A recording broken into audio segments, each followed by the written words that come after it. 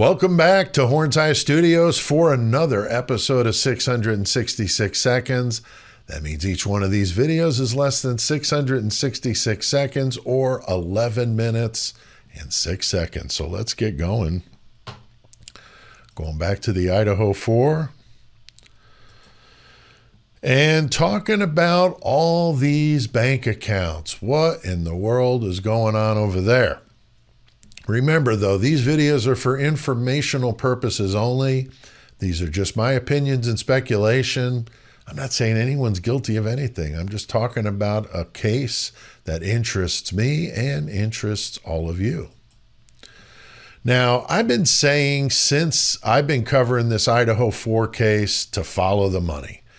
As disturbing as that is in a brutal crime such as this one, unfortunately, that is usually the case in most crimes. They say money is the root of all evil for a reason. Now, I firmly believe that the University of Idaho and their fearless leader, Scott Green, have been using money as their divining rod to guide them in this case. His name is Green for a reason. I believe all the decisions that have been made in this case have centered around their image to the parents that are thinking about sending their young adults to Moscow.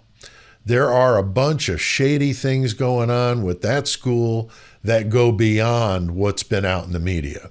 And I've got somebody working on that case right now, so keep your eyes open for more on that. Now, even Scott Green's book is very suspicious.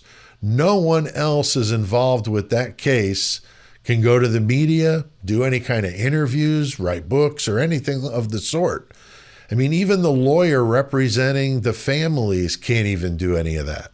So how does Scott Green, a guy who immersed himself in the case with law enforcement, including him in 2 meetings a day in the beginning of this investigation, I mean, how does he escape the gag order? I mean, it's absolutely ludicrous.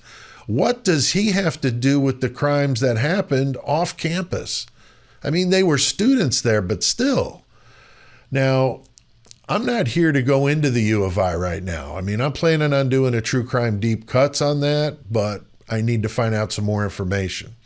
But for this video, I'd like to discuss another money-related angle to this story that involves Xana, Ethan, Maddie, and Kaylee, and the fact that they allegedly had 10 bank accounts each.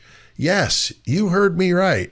What college kid has enough money that they are going to need that many bank accounts? I mean, for that matter, why would anybody need that many bank accounts unless you're some like multimillionaire with all sorts of businesses and different things going on? I mean, why hasn't any of this really been discussed? Now, I saw a video recently on Nika's Neuro Nuggets, and I do like her channel, and I'll link to that in the episode description below so you can go watch her video.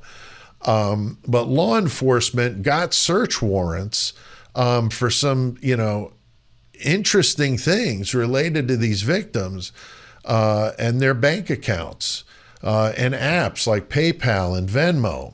And all these different banks, I mean, Bank of America, Banner Bank, Idaho Central Credit Union, Wells Fargo, plus, Discover and American Express. I mean, does that sound normal to you for 4 college students to have all those different accounts? I mean, that's very, very suspicious. I find it very strange, very concerning. The search warrant included video of the institutions and images of the transactions. So I'm assuming, they're going to be able to look or have looked at, when they used the ATM, maybe when they went through the drive-through, whatever. But, was anybody else with them when they did this kind of stuff? I guess we'd have to see. Sadly, I don't have much faith in law enforcement doing anything with this information unless it somehow ties these victims to Bryan Kohberger. As we all know, they've had their sights on him from the very beginning. Some even speculate they had him marked as a patsy before these crimes even went down. And I've covered this in other videos that I've done. Now, I know the obvious explanation would be that they were somehow involved in illegal activity and used these bank accounts to hide the money. I mean, that's the obvious one. And I'm not saying they did that, but why else would these 4 kids have that many accounts? I mean, seriously. There was one account that was only Kaylee's, but the rest of them were all common to the 4 of them. Now, another strange thing is that the search warrant says there are also 3 additional people associated with these accounts. They are redacted, though, in the search warrant that's been made public.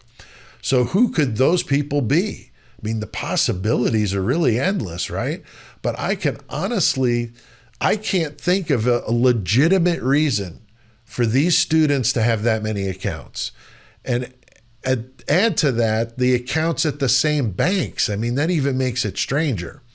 Now, why haven't we heard much about this? I'm guessing it's because, there's not a whole lot of information other than that search warrant. My guess is some people would look at it as victim shaming. But to me, this is extremely important. I mean, it would be very odd that these students were involved in some sort of illegal business transactions and that would have absolutely nothing to do with these vicious crimes that happened to them on November 13th, 2022. I mean, I think it could really crack this thing wide open. Now, we've heard rumors that possibly one or more of the girls were creating content on OnlyFans. Now, I don't know that any of that is true. I'm just saying that's what I've heard quite a bit of. And maybe even Ethan was involved in that. I mean, who knows, right? Any money made from that would be digital, but they could be putting money in various accounts to hide their revenue streams and maybe attempt to launder the money.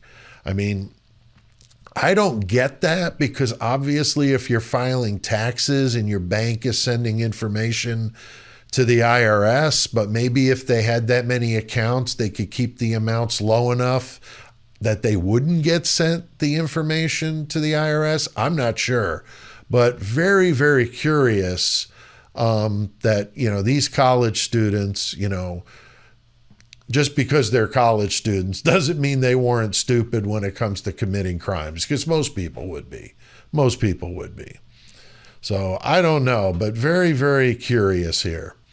Now, the date the search warrant covered was September 1st of 2022 to the current time when it was filed, which was, I think, summer of 23. So what was the significance of September 1st of 2022? Well, oddly, that is the date that a person who looks quite a bit like Emma Bailey was pulled over outside that King Road house. So does that have anything to do with the date of the search warrant? It could be just total coincidence, but there we go, saying that word again with this case. I just don't know. But allegedly, we know that Emma was supposedly hanging around the house. She was good friends with Ashlyn Couch. She was friends with Dylan, and Demetrius was around. So they could certainly be part of this business situation with Anna, Xana, Ethan, Maddie, and Kaylee. I've had serious suspicion around those two since I've been studying this case. Just seems like they have this black cloud over them. We know they were caught up in that overdose in Spokane, Washington, and just walked away from it. I mean, that means they informed on somebody. I mean, I don't know what else you could take from that. I mean, and did they bring down a big enough fish or several big fishes to get them out, like a get out of jail free card, so they can just do whatever? And maybe they were involved in the Idaho 4 crimes. I mean, we don't know. But, are they going to testify against Brian and implicate him? Maybe that's their ace in the hole. We'll have to see. But I don't think, I do think that they had their hands in on this somehow. Now, another thing I've wondered is about sex trafficking and if that could possibly be part of these illegal activities. I've heard that, this is very prevalent on college campuses. And the U of I was, of course, no different.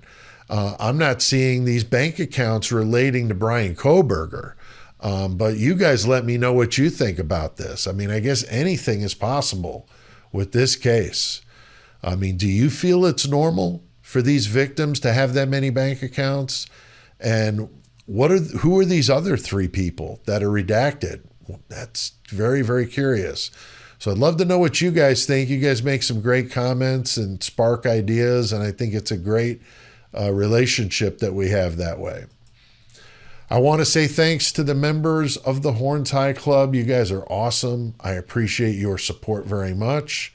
And I appreciate all of you guys that watch these videos. We'll see you next time on 666 Seconds of Murder.